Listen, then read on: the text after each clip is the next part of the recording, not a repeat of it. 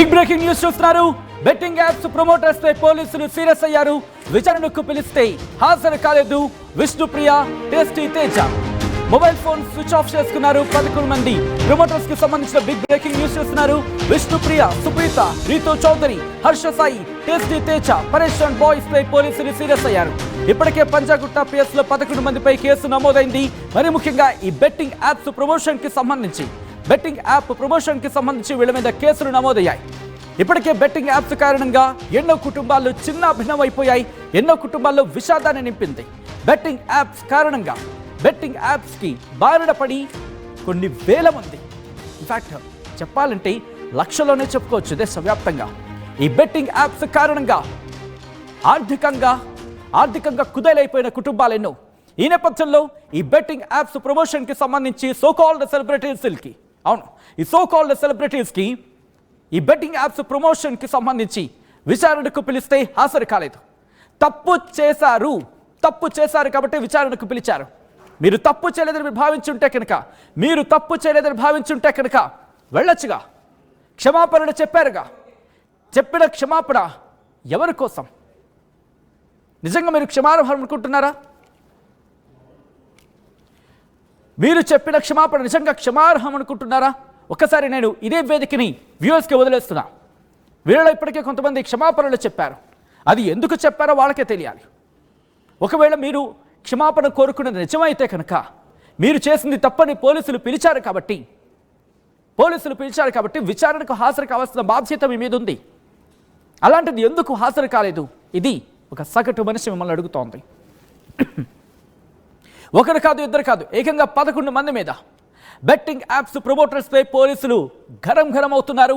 విచారణకు పిలిస్తే రియాక్ట్ కాలేదు విష్ణుప్రియ, టేస్టీ తేజ.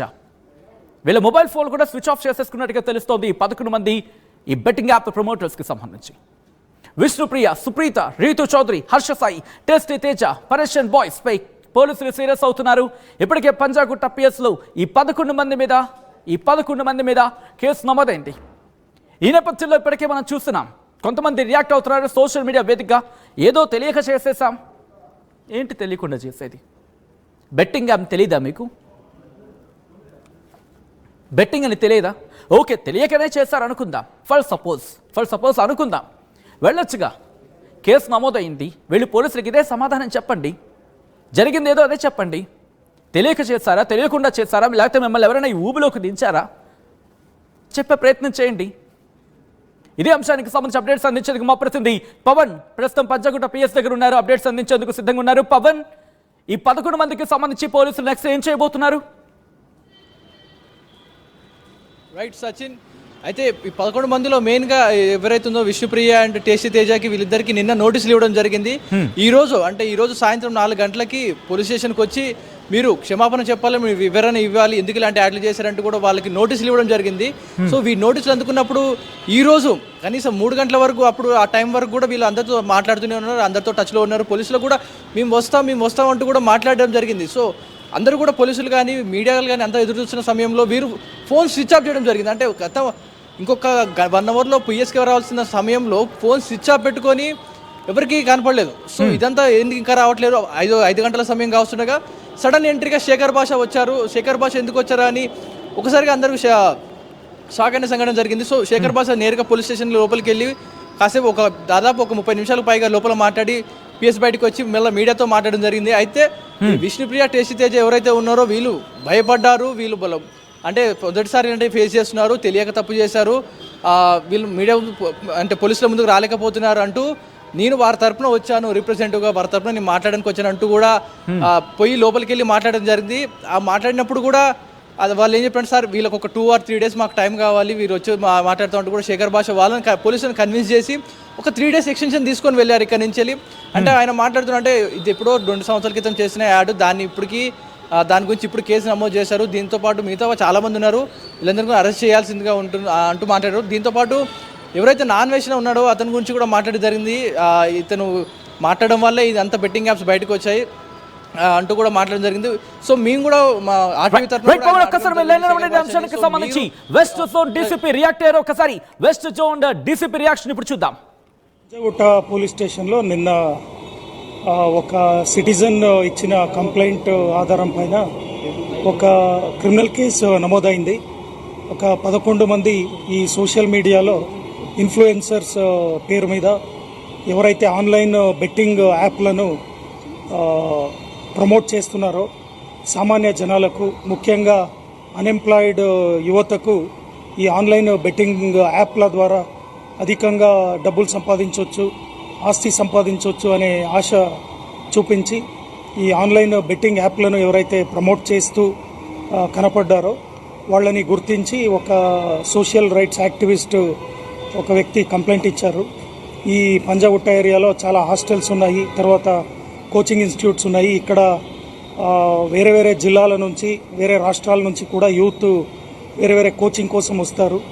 వాళ్ళు కూడా ఈ సోషల్ మీడియా ఇన్ఫ్లుయెన్సర్స్ వీడియోలను వాళ్ళు యూట్యూబ్లో, ఇన్స్టాగ్రామ్లో పెట్టే షార్ట్స్ను, రీల్స్ను చూస్తూ ఉంటారు. తర్వాత క్రికెట్ సీజన్లో క్రికెట్ బెట్టింగు, మిగతా సీజన్లో వేరే అదర్ బెట్టింగ్స్ అన్నీ వీళ్ళు ఆడి చాలా డబ్బులు కోల్పోతున్నారు అనేది ఆయన గుర్తించి కంప్లైంట్ ఇచ్చారు. దానిపైన ఒక ఎఫ్ఐఆర్ బుక్ అయింది. ఈ సోషల్ మీడియా ఇన్ఫ్లుయెన్సర్స్ ఎవరైతే 11 మంది మీద ఇప్పుడు ఎఫ్ఐఆర్ అయిందో వాళ్ళలో ప్రతి ఒక్కరు కూడా వాళ్ళ సోషల్ మీడియా అకౌంట్స్లో ఏమేమి వీడియోలు పెట్టారు, ఇదంతా క్షుణ్ణంగా పరిశీలించి ఎవిడెన్స్ కలెక్ట్ చేసి వాళ్ళపైన చట్ట ప్రకారంగా చర్యలు తీసుకుంటాము. అదేవిధంగా ఇంకా ఎవరైనా సోషల్ మీడియా ఇన్ఫ్లుయెన్సర్స్ ఇట్లాంటి పనులు చేస్తుంటే ఇది ఇల్లీగల్, ఇది అక్రమము, ఇట్లాంటి పనులు ఎవరు చేయకూడదని మేము వాళ్లకు ఖచ్చితంగా నిర్దిష్టంగా హెచ్చరిక జారీ చేస్తూ ఉన్నాము. రైట్, అది పోలీసుల వెర్షన్. మరి ముఖ్యంగా ఒక వ్యక్తి కంప్లైంట్ చేశారు. ఇటు అమీర్పేట్ కావచ్చు, ఆ ప్రాంతాల్లో ఉండే యంగ్స్టర్స్ ఉంటారు. సో వాళ్ళు ఇంపాక్ట్ చూపించే అవకాశం ఉంది వాళ్ళ మీద. ఈ నేపథ్యంలోనే ఒకవేళ ఇంకా ఎవరైనా సోషల్ మీడియా ఇన్ఫ్లుయెన్సర్స్ ఇంకా ఎవరైనా ఉంటే కనుక వాళ్ళ మీద కూడా చర్యలు తీసుకుంటామంటూ చెప్తున్న నేపథ్యం. ఎవరిని విడిచిపెట్టేది లేదు, ఒక్కొక్కరి సంగతి చూస్తూ ఉంటున్నారు పోలీసులు. ఎందుకంటే బెట్టింగ్ యాప్స్ భూతానికి రెండు తెలుగు రాష్ట్రాల్లో కొన్ని వేల మంది కాదు, కొన్ని లక్షల మంది. ఆ కుటుంబాల్లో ఎంత విషాదం నింపిందో తెలుసా మీకు? ఒక్కసారి 1.5 ఇయర్గా ఒకసారి వార్తల్ని రివైండ్ చేసుకునే ప్రయత్నం చేస్తే ఒక్కసారి వెనక్కి తిరిగి చూడండి. బెట్టింగ్ యాప్స్ కారణంగా దాంట్లో పెట్టి మరి ముఖ్యంగా మధ్యతరగతి యువత బలైపోయింది. మధ్యతరగతి యువత మీద పెను ప్రభావాన్ని చూపించింది. లాస్ట్ ఒక 1-2 మంత్స్ బ్యాక్ కనుక చూస్తే దాదాపుగా వారానికి ఒకటో, 2 వారాలకు ఒకటో రెండో ఎక్కడ చూసినా అది మన దృష్టికి వచ్చినవి కొన్ని. ఇటు పబ్లిక్కి తెలియకుండా ఉండిపోయినవి ఇంకెన్నో. కొంతమంది వాళ్ళ గుడ్డలను దాచేసుకొని ఉంటారు, ఎందుకంటే చెప్పుకుంటే ఎక్కడ పరువు పోతుందని చెప్పి. కారణం ఎవరు? మీరు కాదా? బెట్టింగ్ యాప్ ప్రమోటర్స్ కాదా? బెట్టింగ్ యాప్ సోషల్ మీడియా ఇన్ఫ్లుయెన్సర్స్గా మీకు మీ అభిమానులు ఇచ్చిన ఫాలోయింగ్ ఇంత దుర్వినియోగం చేసుకుంటారా? ఎవరిని నమ్మించేది? ఎవరిని బలిపశువులు చేయాలనుకునేది? ఎవరిని అక్కడ బలి చేయాలనుకుంటోంది? మీకు అన్నం పెట్టిన ఆ చైనా నరికేద్దాం అనుకుంటోంది? మీకు అన్నం పెట్టే ఆ చేతుల్నా? మీకు అన్నం పెట్టే ఆ ప్రాణాన్నా? ఎంతమంది ఫాలోవర్స్గా మారుంటారు మీకు? ఎంతమంది మీకు ఇంత అన్నం పెట్టుంటారు? తప్పులేదు కదా. ఎందుకంటే ఒక్కొక్క నీటి బొట్టు కలిసి ఈరోజు సంద్రమై మీ సంపదగా మారింది. నిర్మోహమాటంగా ఒప్పుకోవాల్సిన సత్యం ఇది. కానీ ఈరోజు ఆ బెట్టింగ్ యాప్స్ భూతానికి ఆ కుటుంబాలను విషయాలు నింపుతున్న పరిస్థితి. And now the big breaking news చూస్తున్నారు. ఇప్పుడు ఎన్ఫోర్స్మెంట్ డైరెక్టరేట్ ఈ ఎపిసోడ్లోకి ఎంటర్ అయింది. ఈడీకి చేరింది బెట్టింగ్ వ్యవహారం. దేశవ్యాప్తంగా ప్రకంపనలు రేగే అవకాశం కనిపిస్తోంది. ఇది కేవలం తెలుగు రాష్ట్రాలకు మాత్రమే పరిమితం అవకాశంలా కనిపించట్లేదు. ఇప్పుడు ఎన్ఫోర్స్మెంట్ డైరెక్టరేట్ ఈ బెట్టింగ్ వ్యవహారంలోకి అడుగుపెట్టింది. బెట్టింగ్ యాప్స్ వ్యవహారంపై ఈడీ విచారణ జరపబోతోంది.